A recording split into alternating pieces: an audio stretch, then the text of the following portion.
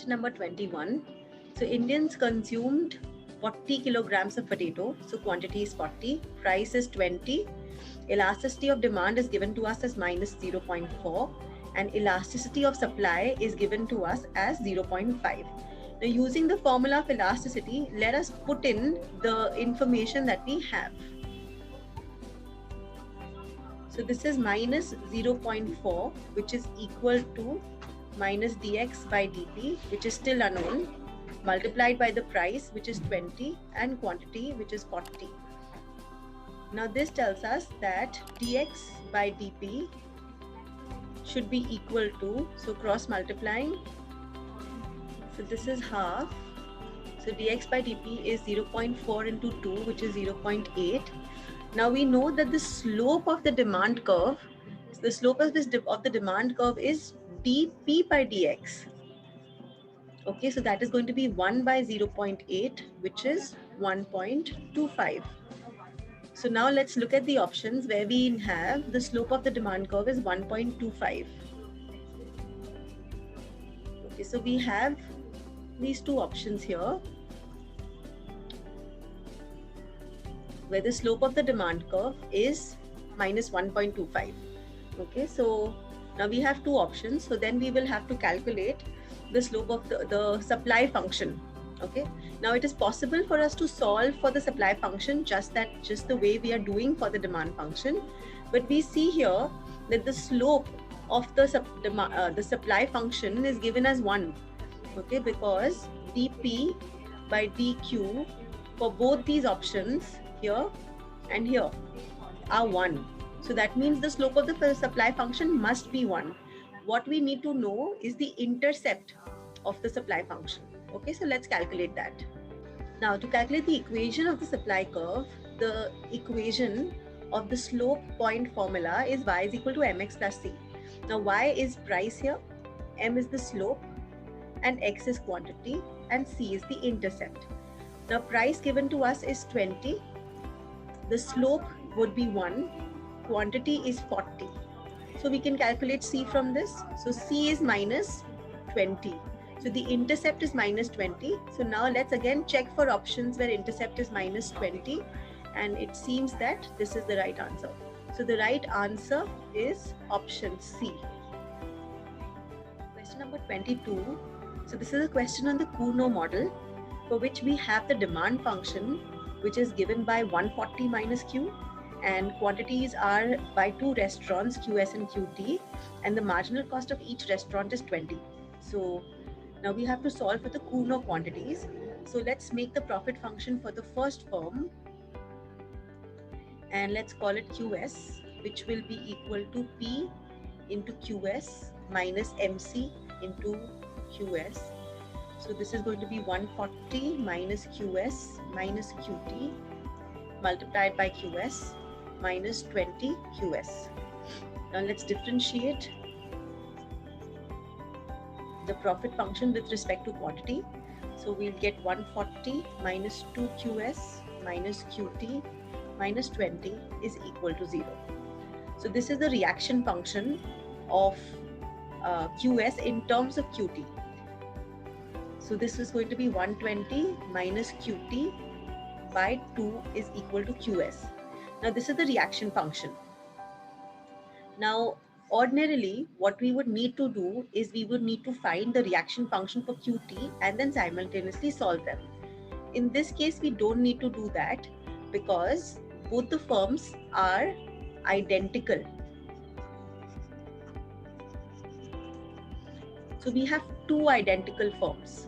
So two identical firms means that they face the same demand function. Their marginal costs are the same. So the quantities that they will supply also will be the same. So if the quantities that they supply will be the same, so then we can write that in equilibrium, QS is going to be equal to QT. Now if this is the case, then I can get equilibrium answers from one equation itself. So this is going to be 120 minus 3Q, it's called the sum Q star, is equal to 0. So Q star is going to be equal to 40. Since the firms are identical, There's a shortcut way of solving it. So the answer is 40, and let's see the correct option. The correct option is option C again. Now question number 23. The poverty line, the poverty rate is estimated in India using the household consumption expenditure surveys by the National Sample Survey Office. Question number 24. So let's take y is equal to limit x tends to 0 cos x to the power 1 by sine square x. So this is equal to, let's take logarithm. So I'll get limit x going to 0, 1 by sine square x into log cos x. Now please note that this is of the 0 by 0 format. Cos 0 is 1, so log 1 is 0. So 0 by 0.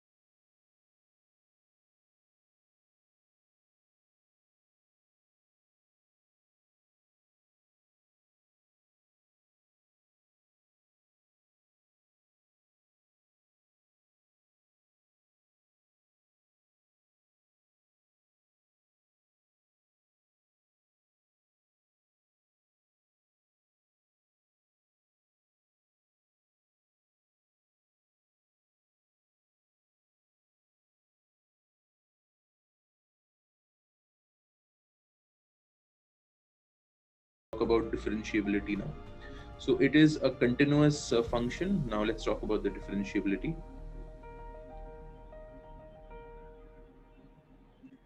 So in order to take a look at the differentiability aspect, please understand that in the left hand derivative, as I said, I'll be considering the first quadrant. So the mod becomes equal to basically this.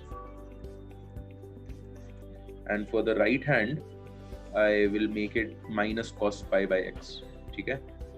So the left hand derivative is the derivative of this. So that is 2x cos pi by x plus x square into minus sine pi by x into minus pi by x square. Right? Chain rule. Cancels out. What now? If I put in the value 2 by 5, so 2 into 2 by 5 cos 5 pi by 2 plus sine pi by 2 is 1, so plus pi. Because 5 pi by 2 cos is equal to 0. We have already seen that. Okay? It's equal to pi. For the right hand derivative, I will consider x square minus of cos pi by x, because now it is approaching from the second quadrant side. Okay, so the right hand derivative will entail us to find out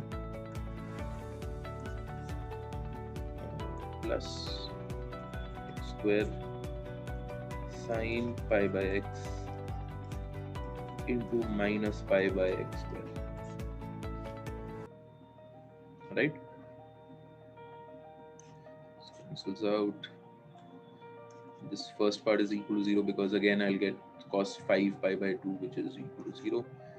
And this will become, this is equal to 1, so this will become minus pi.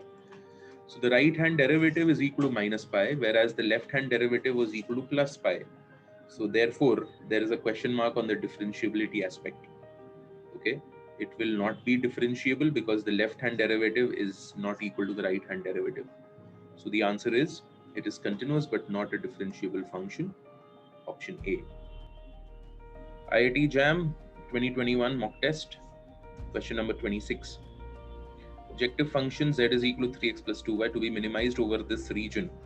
The region is x plus y less than equal to 6, 2x plus y less than equal to 8. So x by 6 plus y by 6. This will be x by 4 plus y by 8. This is less than equal to, this is greater than equal to. Okay, so let's draw it. Right, so we have this 2, 4, 6, 8, 2, 4, 6. So 6 and 6. This is the first one. Since it is less than equal to, therefore it will be this side. And the slope of this is equal to minus 1. Next is 2x plus y less greater than equal to 8. So x is 4 and y is 8, something like this. And this will be on the right side because it is greater than equal to. So the basic feasible region, let me mark it. This is this green region. This is the basic feasible region. Okay, here the slope is minus 2. So now let's look at the objective function 3x plus 2y. This has to be minimized. Now 3x plus 2y will have a slope of minus 3 by 2. Minus 3 by 2 will lie between the slope of minus 1 and minus 2. So it will be something like this.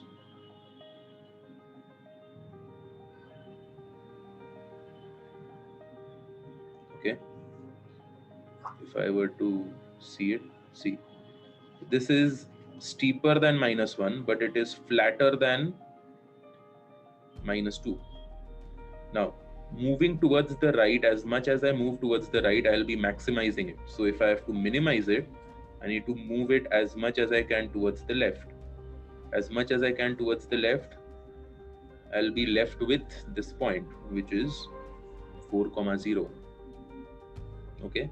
So I am simply comparing the slopes. -1, -2 are the slopes of the objective, the constraints, and the slope of the objective function is -3/2. So it has to be steeper than -1 but flatter than -2. Hence, we can draw it in this way, and the minimizing will happen at 4, 0. So 4, 0.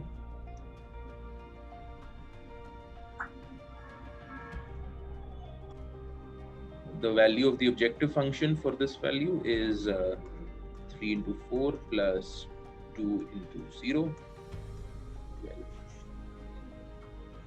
Okay, so x is equal to 4 and z is equal to 12. That's the last option. Section A MCQ, question number 27. So this is what we have as the function. Okay, so first thing that we need to see is we need to check for continuity. So limit x tends to 0 minus, y tends to 0 minus. What will this be equal to? Now, please understand that sine of any value will be a finite number. Finite multiplied by 0 will always be equal to 0. Similarly, limit x tends to 0 plus and y tends to 0 plus, xy sine 1 by y. This will again be equal to 0 because please understand that again sine is a finite number. Sine of anything is a finite number. Multiplied by 0 will give you 0. Right? So the continuity aspect is preserved. Okay? That is preserved. So everything is equal to 0. So it is continuous. Now let's talk about the differentiability aspect. So let's talk about the partial derivatives. Let's do that. So let's talk about the partial derivative of x. So in the partial derivative of x, what do I find out? Limit h going to 0, f of 0 plus h comma 0 minus f of 0, 0 by h. So this is basically limit h going to 0, h into 0 into, so y is equal to 0, it will be equal to 0 anyway, right? So this will be 0 minus 0 by h, okay, this is equal to 0. Now for y, 0 comma h minus f0, 0 by h. So this is basically limit h going to 0, 0 into h, sine 1 by h minus 0 by h. Now 0 into any finite number will always be 0. So 0 multiplied by finite number will always be 0. So 0, 0. So the partial derivatives are also existing. See, the partial derivatives are also equal to 0. So it will be differentiable as well.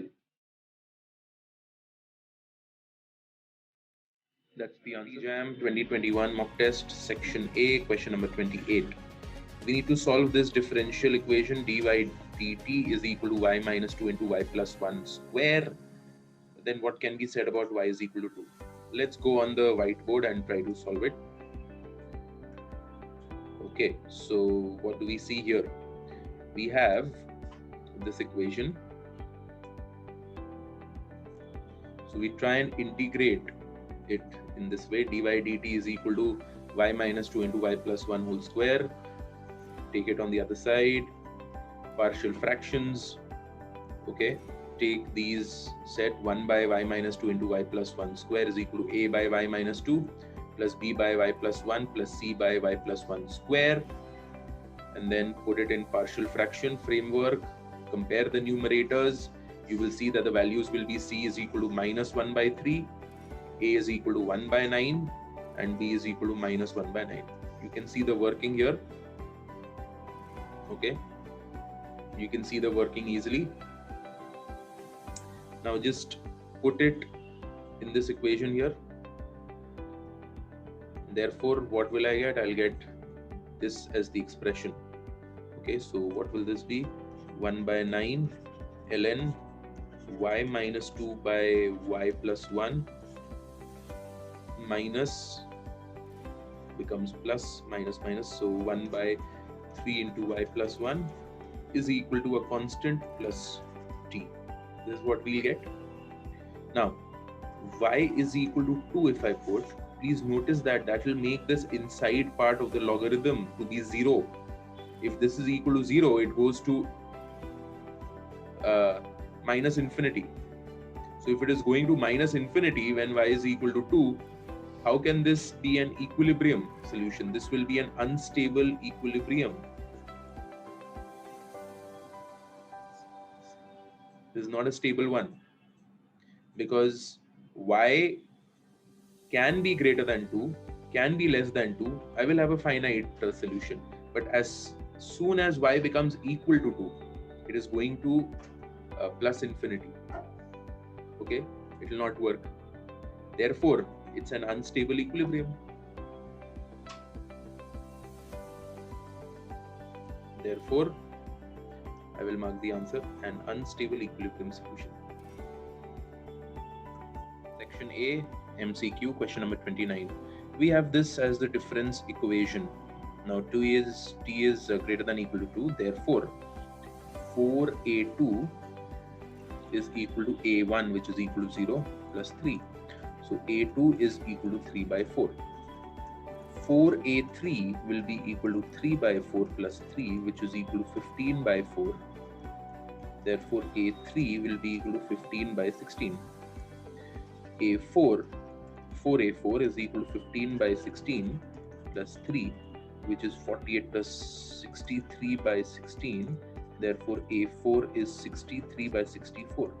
You can easily see that there is a pattern here. What is the pattern? a2 is 3 by 4, which is basically 1 minus 1 by 4. This is 1 minus 1 by 16. This is 1 minus 1 by 64. Can you see that an is basically 1 minus 1 by 4 to the power n minus 1. a2 is 1 minus 1 by 4. a3 is 1 minus 1 by 16. This is basically 16 is basically 4 square. 64 is basically 4 cube. Okay. Therefore, what can be said? A10 will be 1 minus 1 by 4 to the power 9. Bombay, second option. Jam mock test MCQ section, question number 30. We need to minimize minus 2x plus y subject to x plus y less than or equal to 4. So let's draw it. This is supposing 2, 4, 2, 4 less than or equal to 4 will be this, where x is positive. So positive x, this part basically. Nothing has been said about y, only x is positive. Okay. Minus 2x plus y. Minus 2x plus y, let's take the value as supposing 4. If I do that, x by minus 2 plus y by 4. Okay. So if we try to graph the objective function, it will look something like this. Let me graph it in red. So the function will be something like this. Be a line like this. Minus 2x plus y is equal to 4 is this. If I move towards the right, at the origin it will be equal to 0. So in order to minimize it, I need to move it towards the right as much as possible. So I'm moving it towards the right, but this is an unbounded region. So I can keep on moving it towards the right without any end. So the solution here will be said to be unbounded. It is feasible but unbounded. So it is feasible but unbounded. Whenever we have the primal problem feasible but unbounded, the dual problem is infeasible. This is a relationship between the primal and the dual solution. Let me show you the table. Right, so this is the table that I was sharing. Look at this. If either the primal or the dual problem has an unbounded solution, then the other has no feasible solution. Right? Therefore, here what we are finding out, the case that the primal has a feasible but unbounded solution. Therefore, the dual will have infeasible solution. That's the answer.